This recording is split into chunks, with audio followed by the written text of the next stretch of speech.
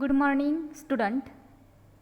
काल आपण व्यवस्थापन या संकल्पनेविषयी माहिती अभ्यासलेली आहे. तर आज आपण गृहव्यवस्थापन म्हणजे काय आहे ही संकल्पना अभ्यासणार आहोत. तर बघा, कौटुंबिक जीवनात व्यवस्थापन हा गृहिणीचा महत्त्वपूर्ण भाग आहे. हे तुम्हा सर्वांना माहितीच आहे. कुटुंब हे सुखी आणि समाधानी असावे हाच जीवनाचा ध्यास आहे. दैनंदिन जीवन उत्तम रीतीने पार पाडावे म्हणून गृहिणी सतत घरासाठी झटत असते आणि यासाठी ती ज्या गोष्टी मनात आखते ते म्हणजे व्यवस्थापन. जसं की त्यांच्या घरामध्ये कोणी जॉब करणारा असेल तर त्यांना सकाळी उठून लवकर डब्बा द्यायचा असतो, मग सकाळी लवकर उठणं, कोणती भाजी करणं यासारख्या व्यवस्थापन ह्या गृहिणी करत असतात. एखादे काम योग्य रीतीने पार पाडावे म्हणून केलेली आखणी म्हणजे व्यवस्थापन हे आपण पाहिलेलंच आहे. गृहव्यवस्थापन हा महत्त्वपूर्ण भाग आहे. कुटुंबाचे व्यवस्थापन करणे हे काही गृहिणींना उपजतच असते, परंतु काही गृहिणींना त्याचे ज्ञान नसते. अशा गृहिणींना ते माहिती करून घ्यावे लागते. सुखी गृहजीवनासाठी गृहव्यवस्थापन हे आवश्यक आहे. पूर्वीच्या बायका खूप साऱ्या हुशार होत्या. त्यांना उपजतच ज्ञान होते, कारण त्यांच्या कुटुंबामध्ये ते संस्कार त्यांना मिळत होते. कारण त्यांच्या घरामध्ये त्यावेळेस स्त्रिया ह्या फक्त कुटुंबच सांभाळत होत्या. पण आत्ताच्या आधुनिक युगामध्ये आपण पाहिलं तर स्त्रिया ह्या घराबरोबरच नोकरी, जॉब करण्यासारखी कामं करतात. त्यामुळे बऱ्याचशा गृहिणींना त्याचं ज्ञान नसतं. त्यामुळे हे ज्ञान उपजत नसल्यामुळे आपल्याला ह्या ज्ञानाची माहिती करून घेण्यासाठी गृहव्यवस्थापन आवश्यक असतं. कुटुंबाच्या सर्वांगीण विकासात घरातील वातावरणाला देखील तेवढेच महत्त्वाचे स्थान आहे. एखादे काम करण्यासाठी योग्य मार्गाने ते करणे म्हणजे व्यवस्थापन आणि हे काम गृहिणीचेच आहे. आजच्या आधुनिक युगात गृहिणींना सर्व स्तरावर काम बघावे लागते. कुटुंबाला आर्थिक मदत व्हावी म्हणून ती बाहेर पडली, पण त्याचबरोबर घर व बाहेरचे काम अशा दोन्हीही जबाबदाऱ्या वाढल्या आणि हे योग्य रीतीने पार करण्यासाठी गृहिणींची धडपड चालूच असते. आणि आपल्या जवळ असलेल्या साधनसंपत्तीचा योग्य पद्धतीने कसा वापर करून घ्यावा हे ज्ञान असेल तरच व्यवस्थापन योग्य प्रकारे होईल. आपल्या ध्येयासाठी गृहव्यवस्थापन आवश्यक आहे. कुटुंबातील लोकांचे शारीरिक स्वास्थ्य महत्त्वाचे वाटते, तसेच मानसिक स्वास्थ्य पण जोपासले पाहिजे.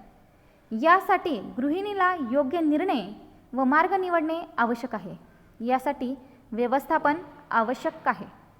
म्हणून आजच्या काळात गृहिणीला कुटुंबासाठी व्यवस्थापन कसे करावे हे माहीत असणे आवश्यक आहे. आजच्या गतिमान जीवनात जर विचारपूर्वक मार्ग आखला नाही तर ध्येय गाठणं अवघड होऊन जाते. यासाठी योग्य व्यवस्थापन हा मार्ग आहे. जसं मी सांगितलं की आजच्या स्त्रिया ह्या जॉबनिमित्त बाहेर जातात, त्यामुळे त्यांना घरी सकाळी सर्व कामे उरकून बाहेर पडावं लागतं. त्यामुळे ही कामं जर विचारपूर्वक केली, व्यवस्थापनाद्वारे केली तर त्यांचं काम व्यवस्थितरित्या पूर्ण होणार असतं. गृहिणीला स्वतःच्या विकासाबरोबरच कुटुंबाचा विकास करताना गृहव्यवस्थापनाला अधिक महत्त्व द्यावे लागते.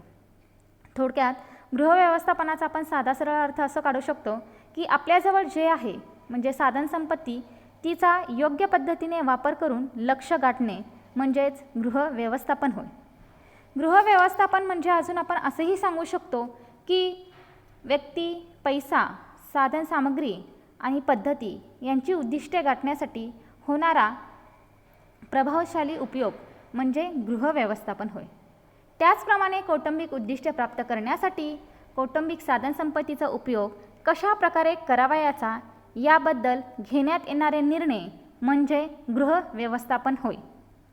अशा प्रकारे गृहव्यवस्थापन म्हणजे काय आपण ही पाहिलेलं आहे आणि या गृहव्यवस्थापनाचं महत्त्व काय आहे. कारण आपण कालच्या तासाला व्यवस्थापनाचं महत्त्व काय आहे हे पाहिलं, पण गृहव्यवस्थापन कारण आपण घराचा विचार करतो. व्यवस्थापनामध्ये आपण सर्व गोष्टीचा, समाजातील प्रत्येक संस्थेचा, जसं शिक्षण संस्था असेल, कुटुंब संस्था असेल, व्यावसायिक संस्था असेल, अशा ज्या काही प्रकारच्या संस्था आहे याचा समावेश व्यवस्थापनामध्ये होतो आणि त्यांच्यासाठी व्यवस्थापन का महत्त्वाचे आहे हे पाहिलेलं आहे.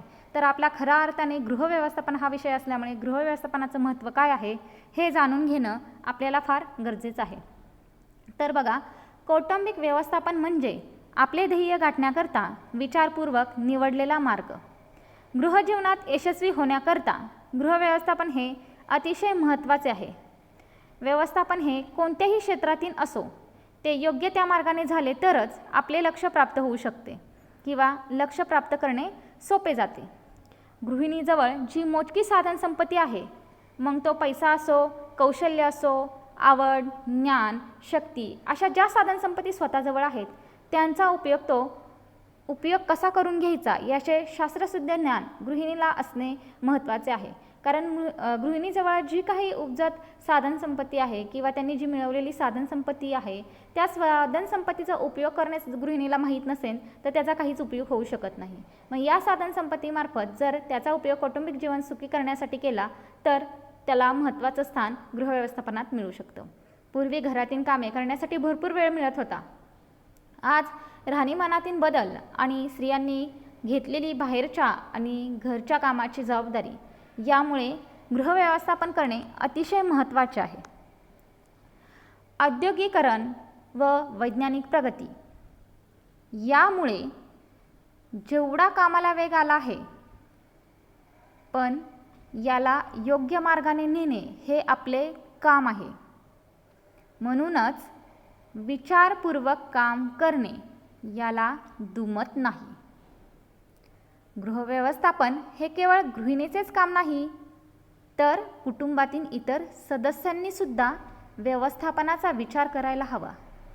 कारण एकट्या गृहिणीनंच गृहव्यवस्थापन करावं असं नाही, तर त्याच्यामध्ये कुटुंबातल्या व्यक्तींनी देखील समाविष्ट झालं पाहिजे.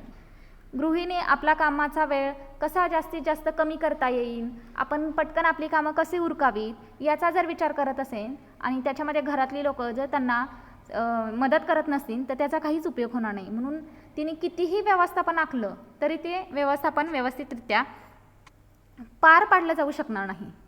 त्याच्यामुळं घरातल्या कुटुंबातील व्यक्ती देखील व्यवस्थापनाच्या विचारामध्ये सहभागी होणं गरजेचं असतं. गृहिणी अनुभवाने आपल्या कामामध्ये परिवर्तन करतच असते, परंतु या पद्धतीला योग्य दिशा मिळणे जरुरीचे आहे आणि ते काम गृहव्यवस्थापन करते.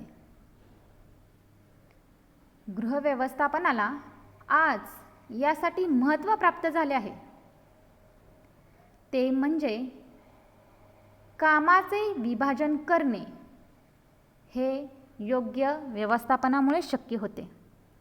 कारण स्त्रीचे कार्यक्षेत्र हे विस्तृत झाले आहे, त्यामुळे कामाचा दृष्टिकोन बदललेला आहे. त्यामुळे काम योग्य पद्धतीने व कमी श्रमात होते. गृहव्यवस्थापनाचं महत्त्व यामुळेच देखील वाढले आहे, ते म्हणजे व्यवस्थापन केल्यास कमी श्रमात जास्तीत जास्त काम व्यक्ती करून नेहमीच उत्साहित राहू शकते. एकामागून एक नुसती श्रमाचीच कामं करत राहिल्यास शारीरिक थकवा जाणवतो व काम पूर्ण होत नाही. परंतु कमी श्रमाचे व अधिक श्रम पडणारे असे मधून दोन्ही पद्धतीचे काम केल्यास काम करण्याची क्षमता वाढते. यामुळेच योग्य गृहव्यवस्थापन आवश्यक आहे. त्याचबरोबर कामाची क्रमवार कशी करावी याचे ज्ञान गृहिणीला आवश्यक आहे. गृहिणीला कुटुंबातील सदस्यांकडून देखील कसे काम करून घ्यावे, त्यांच्या आवडीनिवडी, ज्ञान, कौशल्य यांचा वापर योग्य पद्धतीने करून घेतल्यास कुटुंबातील सदस्य देखील कामाची जबाबदारी पेलवू शकतात. यासाठी गृहिणीला व्यवस्थापनाचा अभ्यास असणे महत्त्वाचे आहे. गृहिणीला आजच्या युगात दैनंदिन जीवनात जी कसरत करावी लागते ती व्यवस्थापनामुळे सुकर होते. कुटुंबातील व्यक्तीच्या सर्वांगीण विकासासाठी गृहव्यवस्थापन आवश्यक आहे. स्वतःबरोबरच कुटुंबाचा विकास गृहिणी गृहव्यवस्थापनामुळे साधू शकते. यामुळे गृहिणी कुटुंबाचा आर्थिक दर्जा, कुटुंबातील लोकांची कामाची क्षमता हे लक्षात घेऊन गृहव्यवस्थापन करू शकते. त्यामुळेच आधुनिक काळात गृहव्यवस्थापनाला महत्त्व प्राप्त झाले आहे. तुमच्या लक्षात आलं असेल की गृहव्यवस्थापनाला किती महत्त्व आहे. त्याच्यामुळे या गृहजीवनाकरता शिक्षण देणारे शास्त्र गृहव्यवस्थापन हे अतिशय प्राचीन काळापासून चालत आलेले आहे.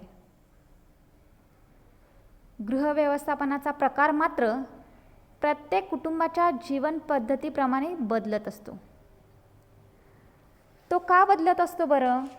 कारण तुम्हाला माहिती आहे की प्रत्येक व्यक्तीची जीवन पद्धती, प्रत्येक कुटुंबाची जीवन पद्धती ही वेगवेगळी आहे.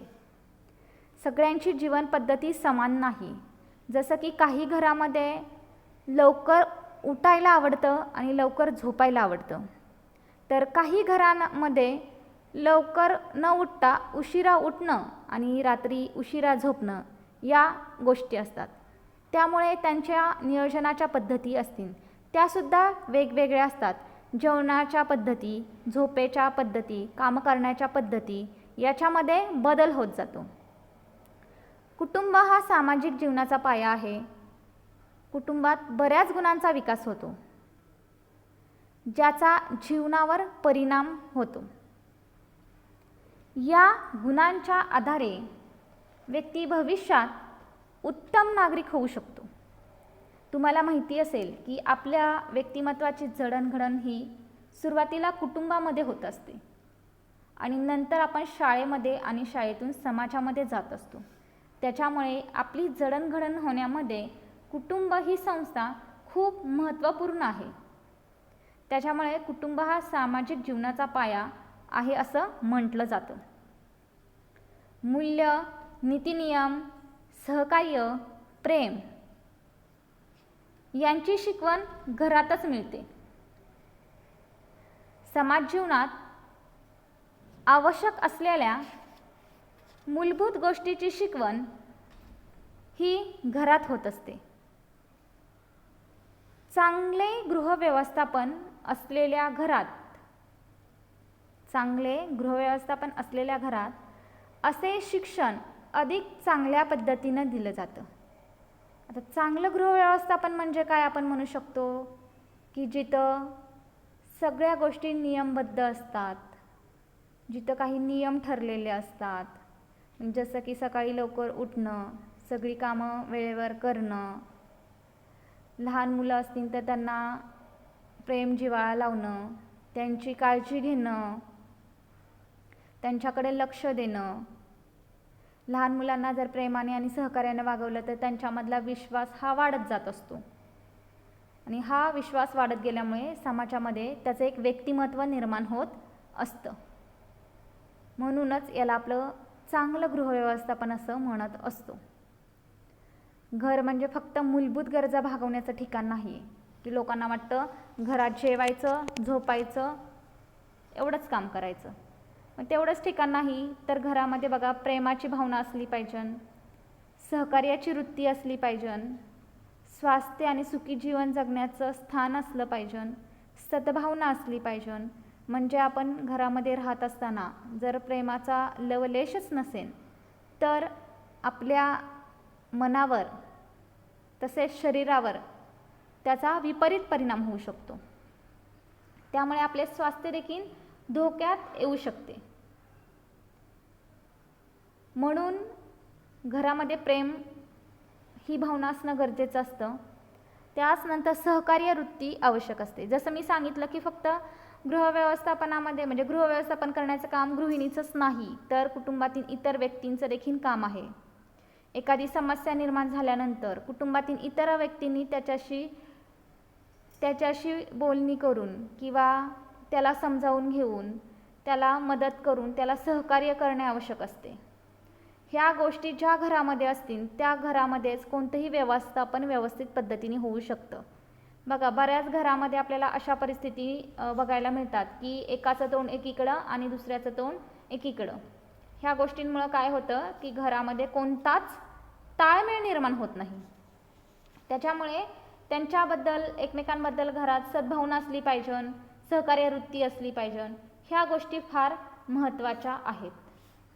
म्हणजे अशा प्रकारे गृह व्यवस्थापन आपल्याला खूप महत्त्वाचं आहे. घरातच सर्वांगीण विकास होत असतो. जसं मी तुम्हाला सांगितलं की घरातील वातावरण जर सहकार्याची भावना, प्रसन्न वातावरण, पोषक आहार, गरजा पूर्ण करणारे असेल तर गृहजीवनाकरता अशी बाब योग्य असते. कारण सुखी समाधानी राहणं हे गृहजीवनाकरता महत्त्वाचं असतं. गृहव्यवस्थापनाचं प्रमुख उद्दिष्ट काय आहे तर कुटुंबाची साधन क्षमतेचा वापर करून जीवनमान उंचावणे. आपल्याकडे जी साधनं आहेत त्या साधनांचा वापर करून आपण आपलं जीवनमान उंचावलं पाहिजे. त्यानंतर उद्दिष्ट गाठण्याचा प्रयत्न केला पाहिजे. त्यानंतर कुटुंबातील व्यक्तीकडून तसा प्रयत्न करून जीवनाची दिशा ठरवण्यास मदत केली पाहिजे. म्हणजे कुटुंबातील जी प्रमुख व्यक्ती आहे त्यांच्याद्वारे आपण आपल्या जीवनाला दिशा देऊ शकतो. असे हे गृहव्यवस्थापनाचे व्यापक क्षेत्र आहे. व्यक्तीचा सर्वांगीण विकास कसा होईल याकडे लक्ष दिलं जातं गृहव्यवस्थापनामध्ये. आदर्श घराची निर्मिती गृहिणीच करू शकते याचा आधार घेऊन या विषयाचा शास्त्रोक्त अभ्यास करणे महत्त्वाचे आहे. हे या विषयात अभ्यासलं जातं. आपण म्हणतो एक स्त्री शिकली म्हणजे पूर्ण कुटुंब शिकलं. हे तुम्ही बऱ्याच ठिकाणी वाचलं असेल, ऐकलं असेल. म्हणजे त्या घरामध्ये गृहिणीला खूप महत्त्वाचं स्थान दिलं जातं. वैज्ञानिक प्रगतीमुळे गृहिणीची गृहकृत्ये सोपी आणि सुटसुटीत झाली आहे. गृहिणी नोकरी करणारी असेल किंवा नसेल, घरातील महत्त्वाच्या जबाबदाऱ्या पार पाडाव्या लागतात. म्हणजे गृहिणी जरी नोकरी करते म्हणून असं होत नाही की ती नोकरी करते म्हणजे तिने घरातलं काहीच काम नाही केलं पाहिजे, असं होतच नाही. कारण ती घरात प्रमुख असते कामाच्या बाबतीत, निर्णय घेण्याच्या बाबतीत बऱ्यापैकी. त्याच्यामध्ये गृहिणीला माहीत असते की घरामध्ये कोणत्या गोष्टींची गरज आहे. मग हे त्यांच्याशिवाय कोणतीच गोष्ट होऊ शकत नाही. त्याच्यामुळे गृहिणीला नोकरी जरी करत असले तरी घराकडे लक्ष द्यावे लागते. म्हणजेच गृहिणीला वेगवेगळ्या भूमिका घ्याव्या लागतात. म्हणजे पोषणशास्त्र असेल, अर्थशास्त्र असेल, मानसशास्त्र असेल, शिक्षणशास्त्र असेल, गृहव्यवस्थापिका असेल, माता, पत्नी, अशा अनेक भूमिका पार पाडाव्या लागतात. आणि हे सर्व शिक्षण गृहिणीला गृहव्यवस्थापनात दिले जाते. मुलांचे संगोपन, त्यांचा व्यक्तिमत्व विकास, व्यक्तीची सामाजिक उन्नती ही घरातील वातावरणावर अवलंबून असते. गृहशास्त्र या विषयाच्या अभ्यासाने सहज शक्य होते जेव्हा एखादी स्त्री सर्वांगीण विकासाच्या दृष्टीने विचार करते, तेव्हा या विषयाचं ज्ञान असणं अतिशय महत्त्वाचं आहे. गृहकार्यासाठी व्यवस्थापन महत्त्वाचं आहे. यामध्ये व्यवस्थापन पायऱ्यांचा उपयोग केला जातो. त्याच्यामध्ये निर्णय कसे घ्यावेत, कार्य सरलीकरणाचा उपयोग काय आहे, कौटुंबिक साधन संपत्तीचा उपयोग कसा करावा, अर्थव्यवस्था, त्यानंतर कुटुंबातील व्यक्तीच्या आवडीनुसार कामाची विभागणी, अशा विविध घटकांचे विस्तृत अध्ययन आपल्याला गृहव्यवस्थापनात करायचे असते. गृहव्यवस्थापनात दुसरा एक भाग असतो तो म्हणजे गृहनिर्माण. जसं आपण आता सिलेबसमध्ये मी सांगितलं होतं घरातलं फर्निचर वगैरे जे सांगितलं होतं, परिसबाग आठवत असेल तुम्हाला. तर याचा संबंध हा गृहव्यवस्थापनाशीच आहे. त्याच्यामध्ये गृहसजावटीचं अध्ययन केलं जातं. पुष्परचना हा आपल्याला त्याच्यामध्ये चॅप्टर आहे बघा. जे गृहव्यवस्थापन हा विषय असल्यामुळे त्याच्यामध्ये तो विषय आहे. त्यानंतर घरासाठी जागेची निवड सांगितली ती, खोल्याच्या योजना, रंग योजना, गृहमूल्य, गृहसजावट, फर्निचर, श्रम, वेळेचा उपयोग, सरलीकरणाच्या पद्धती, म्हणजे अशा घटकांचा सविस्तर अभ्यास करणारे शास्त्र म्हणजेच आपण गृहव्यवस्थापनाचं शास्त्र म्हणत असतो. कारण गृहव्यवस्थापनाचा अभ्यास करून त्याची व्याप्ती संपत नाही, तर कुटुंबातील प्रत्येक व्यक्तीमध्ये आधुनिक दृष्टिकोन निर्माण करण्याचं काम हे गृहव्यवस्थापनात केलं जातं. अशा पद्धतीने गृहव्यवस्थापन म्हणजे काय याचा आपण नेमका अर्थ आज बघितलेला आहे की गृहव्यवस्थापनामध्ये गृहिणीला कोणकोणत्या गोष्टी शिकायच्या असतात, काय काय करायचं असतं आणि गृहव्यवस्थापनातून आपल्याला कोणत्या प्रकारची माहिती मिळत असते. ही तुमची संकल्पना क्लिअर झाली असेल. पुढच्या तासाला आपण दुसरी संकल्पना अभ्यासू. आत्ता इथेच थांबू आणि धन्यवाद.